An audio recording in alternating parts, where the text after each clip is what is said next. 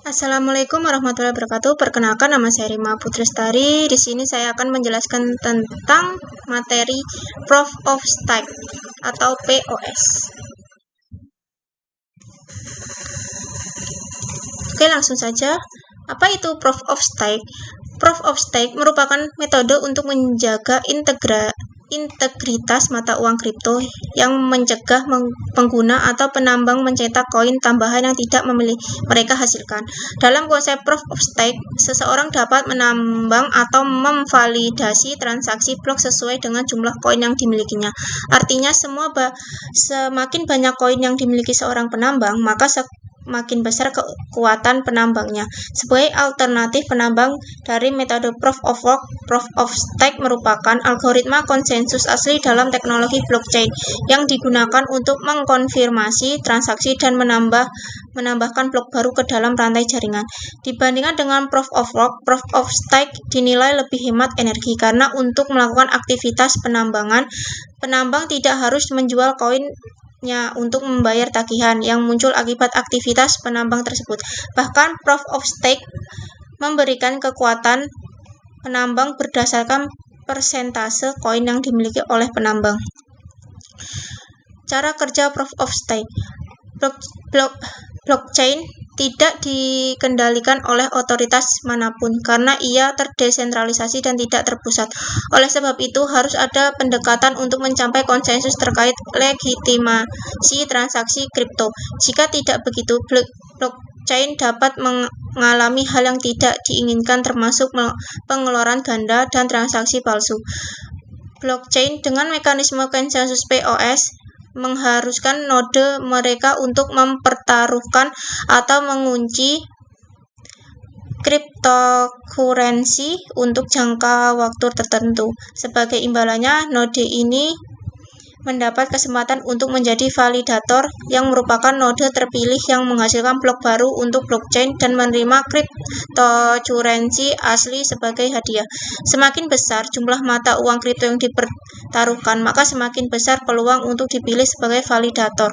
Sistem POS memiliki kerangka kerja yang mengamankan jaringan jika validator mulai bertindak mencurigakan atau terlibat dalam aktivitas penipuan. Perbedaan Proof of Stake dan Proof of Work. POS tidak menggunakan perangkat komputasi tinggi karena POS diklaim tidak boros energi dan lebih ramah lingkungan. POS menjadi opsi yang lebih layak sebagai mekanisme konsensus. Blockchain berkemampuan POW mengandalkan penambang untuk mengikuti protokol dan tidak melanggar aturan konsensus.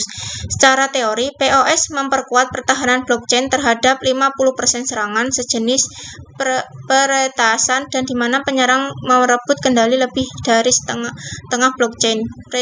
Peretas yang berhasil menguasai blockchain dapat menghambat transaksi, membelanjakan cryptocurrency 2 kali lipat dan membuat salinan jaringan alternatif.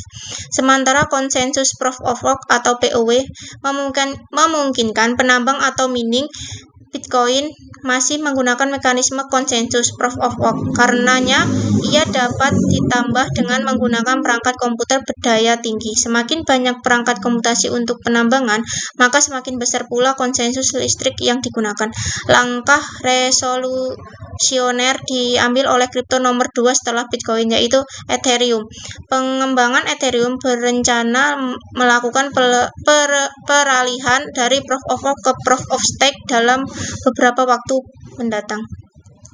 Cara kerja Proof of Stake tak seperti Proof of Work, di mana validator harus menggunakan daya komputasi dalam jumlah besar. Validator dalam metode Proof of Stake dipilih secara acak dan tidak bersaing. Mereka tidak perlu menambang blok, tapi hanya perlu membuat blok ketika dipilih dan memvalidasi blok yang diusulkan. Cara kerja metode Proof of Stake memiliki beberapa tahapan sebagai berikut. Yang pertama, rantai suar.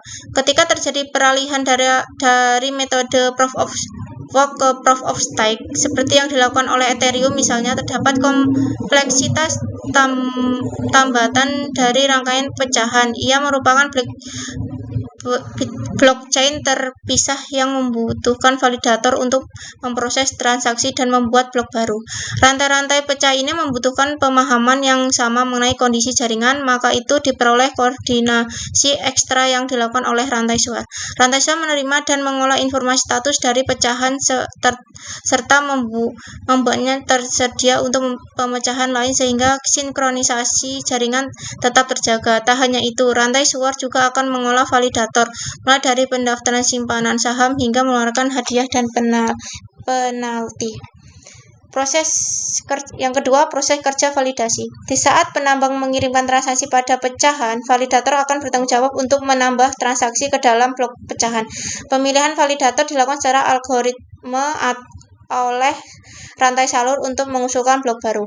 Yang ketiga, proses pengesahan. Apabila validator tidak dipilih untuk mengusulkan blok baru, maka mereka harus membuktikan proposal validator lain dan mengonfirmasi bahwa semua terlihat dan berjalan sebagai mestinya. Dalam proses ini, pengesahanlah yang dicatat dalam rantai suar, bukan transaksi itu sendiri. Untuk membuktikan setiap blok pecahan, setidaknya diperlukan 128 validator yang dikenal dengan istilah komite.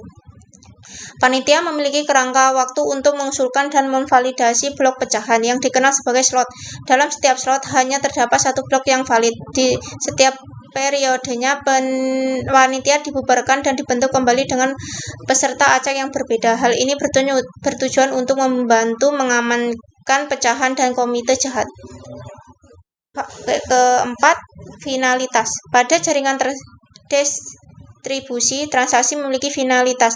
Apabila menjadi bagian dari blok yang tidak dapat diubah dalam protokol finalitas, validator diminta persetujuannya mengenai status blok di pos pemeriksaan tertentu. Jika 2/3 validator setuju, maka pemblokiran diselesaikan. Validator akan kehilangan seluruh sahamnya apabila mencoba dan mengembalikan selalu serangan 51%.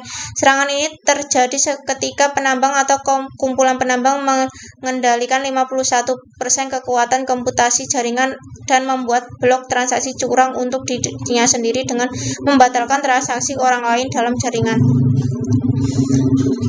Baik, itu saja yang dapat saya sampaikan. Saya akhiri. Wassalamualaikum warahmatullahi wabarakatuh.